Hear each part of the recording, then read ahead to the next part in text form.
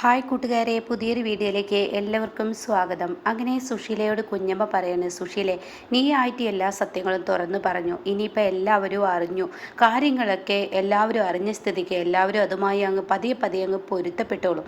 അതാണ് നീ മനസ്സിലാക്കേണ്ടതെന്നൊക്കെ പറഞ്ഞിട്ട് സോനയെ മനഃപൂർവ്വം അവിടെ നിന്ന് ഒഴിവാക്കുകയാണ് കേട്ടോ. സോനയോട് പറയാണ്, സോനെ, നീ ഒരു പണി ചെയ്യും, എൻ്റെ ചായ നീ പോയി എടുത്തു കൊണ്ടുപോകാ എന്ന് പറഞ്ഞിട്ട് സോനയെ പറഞ്ഞു വിടുകയാണ്.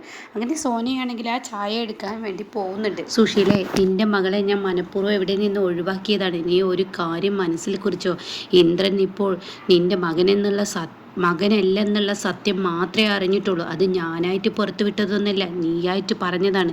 അപ്പം നീ ഒരു കാര്യം ചിന്തിച്ചോ, ഒരു പെറ്റമ്മക്ക് അങ്ങനെ പറയാൻ കഴിയില്ലെന്നും എന്നൊക്കെ അവൻ പറയുന്നുണ്ട്. ഒരു പോറ്റമ്മയ്ക്ക് അത് പറയാൻ കഴിയുള്ളൂ എന്നൊക്കെ അവൻ നിൻ്റെ മുന്നിൽ പറഞ്ഞു ഓർക്കുന്നില്ലേ? അപ്പം നീ ഒരു കാര്യം ചിന്തിച്ചോ, ചില സത്യങ്ങൾ നമ്മൾ മറച്ചു വെച്ചിരിക്കുകയാണ്.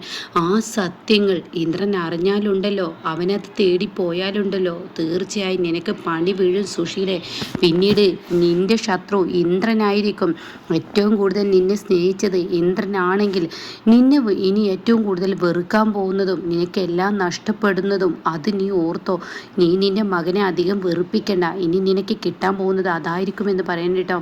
അങ്ങനെ ഈ സമയം സുശീലൊന്ന് നടുങ്ങാണ്. അതുകൊണ്ട് ഞാൻ പറയുന്നത് കേട്ടോ, അവൻ്റെ പഴയ ചരിത്രങ്ങൾ അന്വേഷിച്ച് പോയാൽ, അതായത് അവൻ്റെ അച്ഛനെയും അമ്മയെയും കുറിച്ച് അന്വേഷിച്ച് പോയാൽ തീർച്ചയായും നിനക്ക് പണി വീഴും.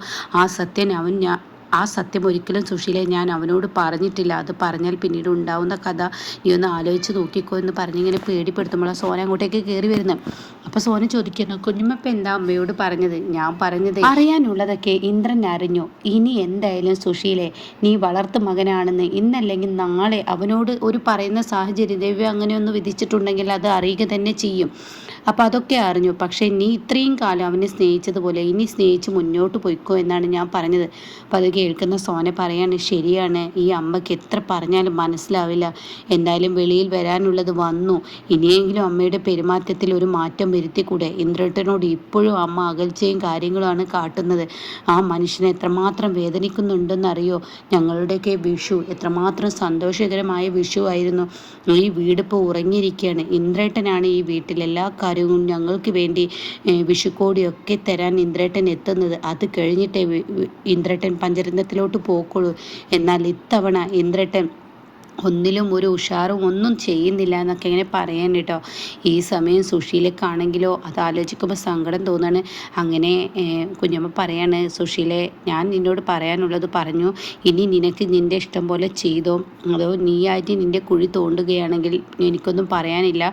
കാലം കാത്തു വെച്ച ആ ശിക്ഷ ഒരുപക്ഷെ നിന്നിലോട്ട് വരികയാണെങ്കിൽ നീ അനുഭവിച്ച് തന്നെ തീർക്കണം. അതുകൊണ്ട് ഞാൻ പോകുന്നു സുധൻ്റെ വീട്ടിലോട്ട് എന്ന് പറഞ്ഞിട്ട് പോവാണ് കേട്ടോ. ഈ സമയം സുശീലയ്ക്ക് ഒരു പേടിയൊക്കെ ഉൾഭയൊക്കെ ഉള്ളിൽ വരും കേട്ടോ. ഇതേ സമയം സോന പറയാണ്, എന്തിനാ അമ്മേ എല്ലാ സത്യങ്ങളും വിളിച്ച് പറയാൻ നിന്നത്? എന്നെയും അമ്മയെയും ഇന്ന് ഈ നിലയിലോട്ടാക്കിയത് ഇന്ദ്രേട്ടനല്ലേ? നീയൊന്ന് പോടി, നിൻ്റെ പണി നോക്കിയിട്ട് ഒരുമാതിരി ആളെ പ്രാന്താക്കുന്ന സംസാരിക്കാൻ വന്നിരിക്കുന്നു എന്ന് പറഞ്ഞിട്ട് ആട്ടി വിടാൻ കേട്ടോ. എന്നാൽ ഈ സമയം ഇപ്പുറത്താണെങ്കിലോ പഞ്ചരത്നത്തിലോട്ട് പോവാൻ ഒരുങ്ങിയിരിക്കുകയാണ് എല്ലാവരും.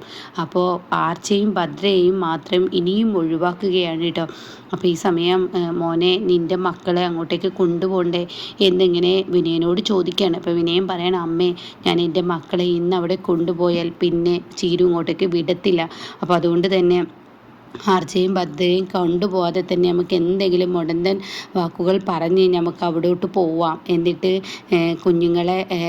കുഞ്ഞിനെ മോനെ കണ്ടിട്ട് ഇങ്ങോട്ടേക്ക് വരാം, എൻ്റെ വിജയ് മോനെ എന്നൊക്കെ ഇങ്ങനെ പറയാൻ കേട്ടോ. ആ സമയം ഉടൻ തന്നെ പറയാണ്, എടാ, ചീരുവിൻ്റെ ഉള്ളിൽ സംശയം വന്നു തുടങ്ങും. ചീരുവിന് നിന്നോട് ദേഷ്യം വന്നു തുടങ്ങും. ഇല്ല അമ്മ, അമ്മയും അമ്മാവനും എനിക്കൊപ്പം നിൽക്കുകയാണെങ്കിൽ ഒരു പ്രശ്നവും ഉണ്ടാവില്ല എന്ന് പറയാൻ കേട്ടോ.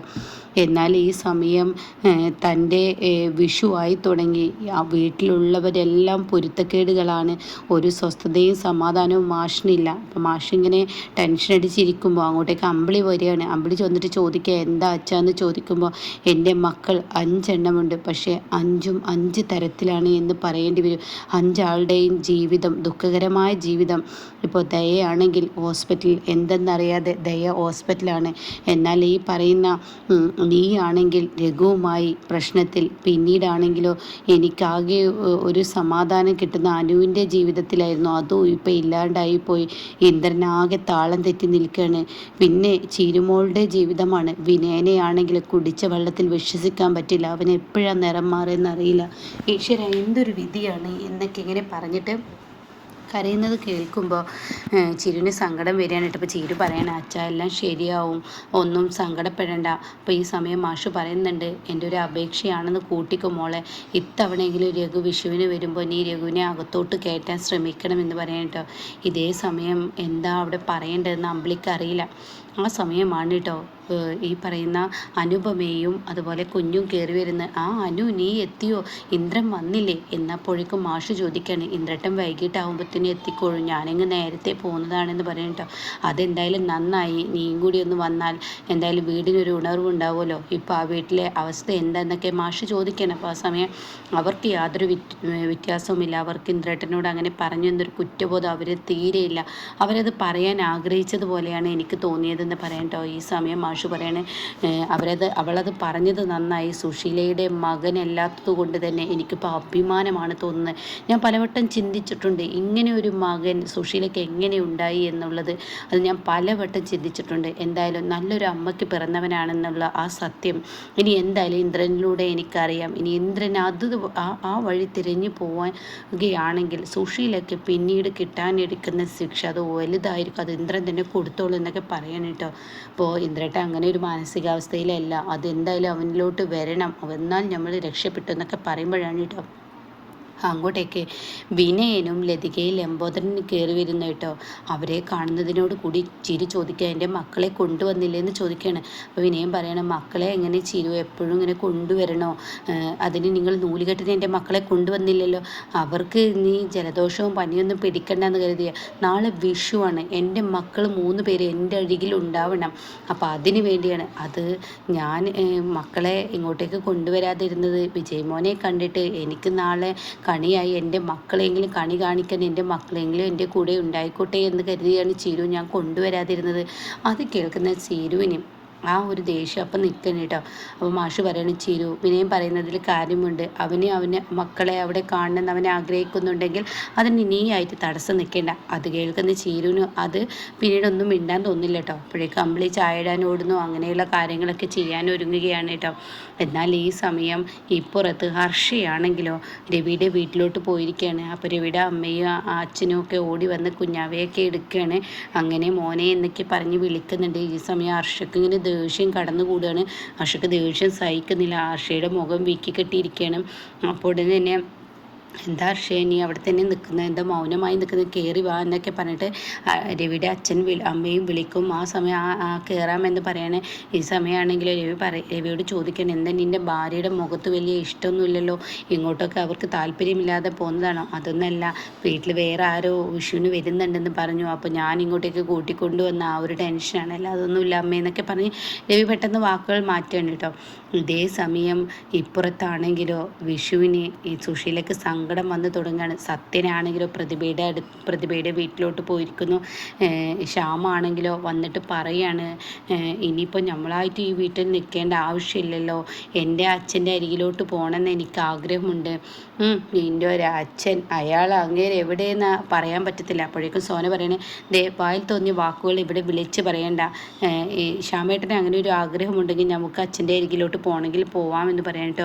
അപ്പോൾ ഉടനെ തന്നെ ശ്യാമ പറയണേ, എന്നാൽ നമുക്ക് അച്ഛൻ്റെ അരികിലോട്ട് വിഷുവിന് പോയാലോ എന്ന് ചോദിക്കുകയാണ്. അങ്ങനെ അവർ ആ തീരുമാനം എടുക്കണം കേട്ടോ.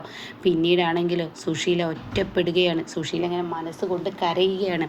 സുശീല ഇങ്ങനെ ചിന്തിക്കുകയാണ്, ഈശ്വര, എൻ്റെ മകൻ, എൻ്റെ ഇന്ദ്രൻ എൻ്റെ അരികിലുണ്ടായിരുന്നപ്പോൾ എനിക്ക് വിഷു എന്തൊരു ആഘോഷമായിരുന്നു.